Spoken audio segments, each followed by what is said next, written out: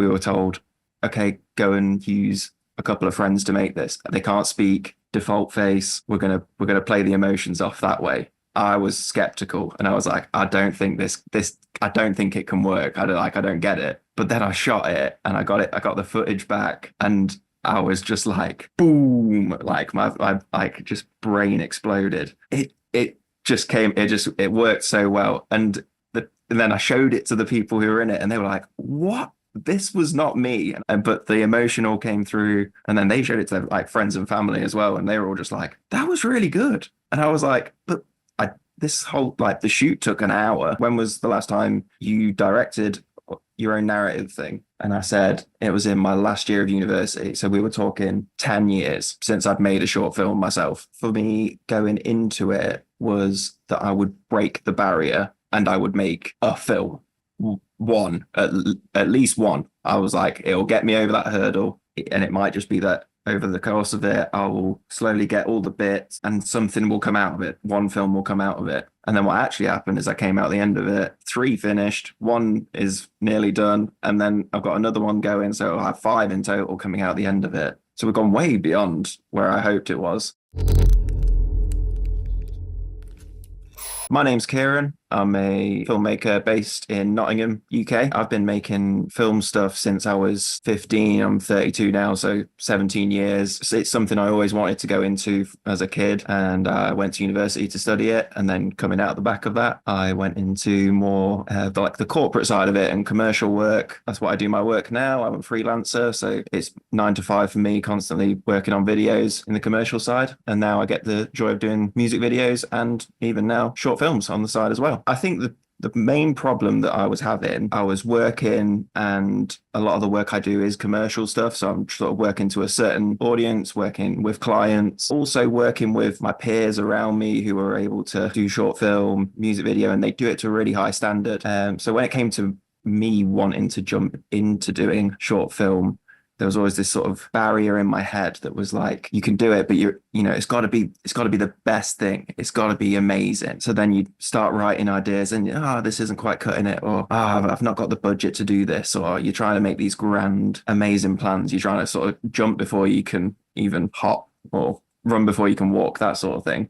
So that sort of barrier just kept getting in the way, and I'd sort of half do an idea, never follow through with it, or I'd not hold myself to committing to it. What was stopping me was mental blocks that sort of set from a quality standpoint, thinking, can I hit the quality that I want to in my head? Can I get what is in here onto a screen? And then that would stop me. I'd see other peers be like, I just made this amazing short film and I had to self-fund it and it cost me thousands. And you go, okay, well, then I'm going to have to save for ages and try and work up the cash to do that. Okay, so that I can't do that idea. And just all those sort of things piled together. And then on top of being busy making videos for clients all the time anyway, it just all sort of compounded into this thing where I just couldn't get myself to do it. There was a couple of things with the GTS program that stood out to me. So through the initial chats that we had, there was something coming from you, Darius, that was like coming back at me whenever I laid up a problem or I had a barrier, or I was saying, oh, this is stopping me, or but like this is probably why I don't do it. You immediately were like, yeah, but you can.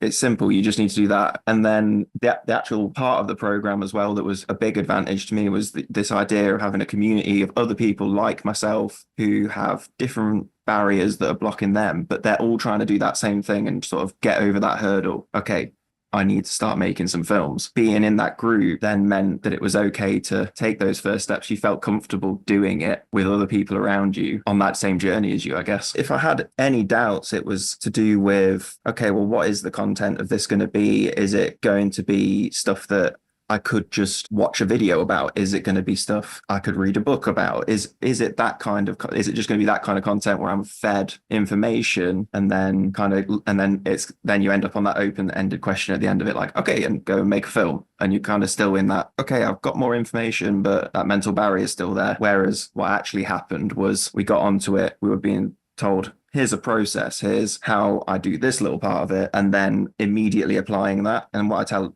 all the people that I've told about this course, the great thing was having a bunch of people all shooting at the same target, but they all do it a little bit differently, and then all get together and look at the target and how different people aim for it. Oh, so you shot it that way. Oh, that's interesting. Or that's how you combined shots together to tell that emotion. I see how you did it. Now I'm going to apply that when I do my next thing. And all of that combined just kind of, it felt like we were all just giving each other a leg up the whole time. Having a step-by-step process to sort of all the facets of going through that filmmaking process, it eliminates the barriers because they're not barriers anymore. They're like little tiny steps or like tick boxes along the way. When it comes to planning the shoot, you're ticking off like, okay, have I done four walls? Have I checked all of how I'm going to light this? Have I been to the location? Have I worked out, okay, I've done some test shots. I know what I want to film here. Getting talent or writing the idea of the script even. You can set yourself parameters within it. Once you've sort of set the goalposts for yourself, it's so much easier to stick in there and not, but what if it had this amazing thing in it? You go, no, that's so far outside of my goals are on this. You just ignore it and you don't do it. And then the more you start applying that, I guess, like when I was on shoots for one of them, I just found myself like getting into that instinct more, like, okay, don't need to think about that too much. Okay, we're going to get this shot, we're going to move on, don't need to spend hours on it thinking about it, 10-15 minutes and we're moving on. Yeah, then it just means when you get to post, you can have more fun with it. The whole thing felt more streamlined, but I think it was because you're giving yourself like a road to go down rather than just looking at like an open field and going, okay, there's something out here that I can make. Action first, like that was the almost the biggest hurdle for me, was actually doing it, not thinking about it. So to come into a course and have to be told immediately, day one, here's your assignment, go and make something. And not only that, it's got to be you or a friend. And for me personally, it was like, okay, I'm going to have to shoot myself. And I'm someone who traditionally through all my work, I'm like, I don't want to be in front of the camera. I don't want to be behind the camera. I don't like looking at myself on screen. I don't want to do all that to be immediately thrown in and like, go and make a film and you got to film yourself as well. It was uncomfortable. I came out the other end of it. Okay, I've done it now. Once you've done it once, then you're just like, okay, well, I'm just happy to do this now. And getting past that hurdle was great. And then as it goes on, then those little moments of like, oh, this might be a little bit outside of my comfort zone.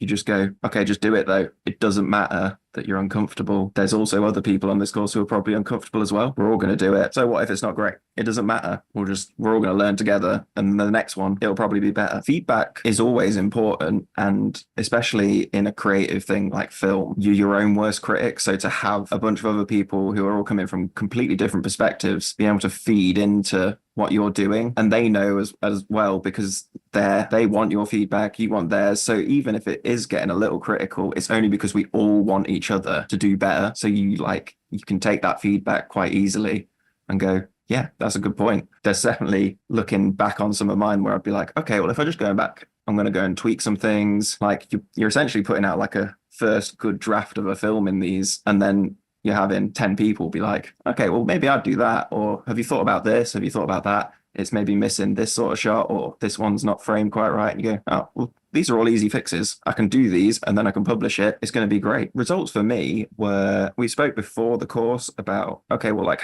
when was the last time you directed your own narrative thing? And I said it was in my last year of university. So we were talking 10 years since I'd made a short film myself. So I'd gone from 0 in 10 years to 4 weeks into the course, had made 3 already. And then at the minute, I've got one that's in post. I've got another one that I need to shoot in the next couple of weeks. But now it's like the ball is rolling and I feel confident even like taking on these little ideas. They don't have to be like grand epics. They're just, you can have such a simple idea and then just go through those steps of like, okay, well, how am I going to execute this idea really well? And then going through those steps, looking at what are the filmable goals? How is this film going to climax? How is it going to end? Is there a shot that's going to make this work really well at the end? Or is there a piece of sound design that's going to make it work? Is there a way I can light it by just using the natural light around me? Knowing I can do all those things like without having lots of crew around me necessarily is amazing. So those goals have been hit for me. And then going forward, I know I can take that on myself, or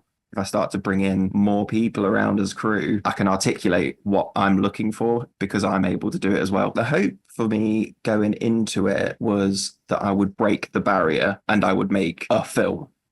One, at least one. I was like, it'll get me over that hurdle. And it might just be that over the course of it, I will slowly get all the bits and something will come out of it. One film will come out of it. And then what actually happened is I came out the end of it, three finished, one is nearly done. And then I've got another one going. So I'll have five in total coming out the end of it. So we've gone way beyond where I hoped it was. And that I've also been able to do it myself is the main thing, that I've grown in confidence in using my camera, in using lights, in using sound equipment, in working with actors as well. Working with non-actors was a big unexpected thing for me. When we did the I'm Sorry film, we were told, okay, go and use a couple of friends to make this. They can't speak, default face. We're gonna play the emotions off that way. I was skeptical and I was like, I don't think I don't think it can work. I don't get it. But then I shot it and I got the footage back and I was just like, boom, like my like just brain exploded. It just came, it worked so well. And then I showed it to the people who were in it and they were like, what? This was not me. And I was like, they didn't even know I was filming half the time. But the emotion all came through. And then they showed it to their like friends and family as well. And they were all just like, that was really good. And I was like, but this whole like the shoot took an hour and I was just kind of running around with my camera and just being like, yeah, just sit there, don't do anything, just sit there, I'll film it. Okay, we're done, we're moving on. And yeah, and it worked. So and now I can apply that working with actors. I now see like the acting with a capital A becomes immediately obvious because you can go, okay, we need to bring this back. Just sit and look at this thing and we'll get it sorted in post. What I would say, if you were on the fence about this, in that deciding factor, it's a big investment in yourself primarily. The results of that investment are so worth it. Like you will gain more confidence. You will become better with the tools that you've got available to you. You'll get closer to what you want to do quicker than you will if you're just sitting around thinking about it. You'll immediately start seeing the results of it. And I mean, now I'm only looking to like, how do I do more films now? Like at the start of the year, I was probably thinking, if I get to the end of the year and I've got a film in pre-production, but now I'm thinking, how do I do the next 5 little shorts? Like, how do I get to this point? And that difference is massive. And I'm really like thankful to the program for getting me there, but also thankful to myself for believing in myself and going, okay, I've taken the step. I'd like to get somewhere in the region of like 5 to 8. I think it's sort of like one every month or so would be great, to do another short every sort of that time period over the next year or so, and start building up a YouTube channel. One of the other main things that we spoke about on the course was when we talked about like YouTube comments and looking at what people are saying. And I'd always been somewhat of a skeptic of YouTube generally, of just like, okay, well, like, what's the point of putting it on there? You surely need to just go and invest in making a really big film, put it on, get it out to festivals. You know, the YouTube side's not important. But now coming out the other side, I can see, one, that the community is really thriving. People are really positive on it. Also, like knowing sort of the ins and outs of, okay, well, how to make my thing look a bit more visible. Like you see videos that have these really great thumbnails. They're not necessarily the most amazing film in the world, but they draw people in and they make you watch them. Like that sort of thing. Yeah, it really appeals to me. So I kind of want to see where I go with it over the next year and start testing all those things. Like, okay, how does this one perform against this one? How does this one perform against this one? And then looking maybe into next year, going, okay, well, which one of these shorts do I really like? And then want to be able to sort of go, let's throw that one at a festival, let's throw that one at a different one, rather than put all my eggs in one basket. Be able to sort of throw a few different little bets around and go, okay, let's see what people think of this one in a sort of bigger audience. What do these people think? And you're suddenly able to like test everything in such a bigger scale. That's what I'm kind of looking forward to. And just trying to like overall start to find my voice as a filmmaker a little bit more. Like, okay, this is the kind of thing I like doing. This is the kind of thing I don't like doing. This is how I tell a story.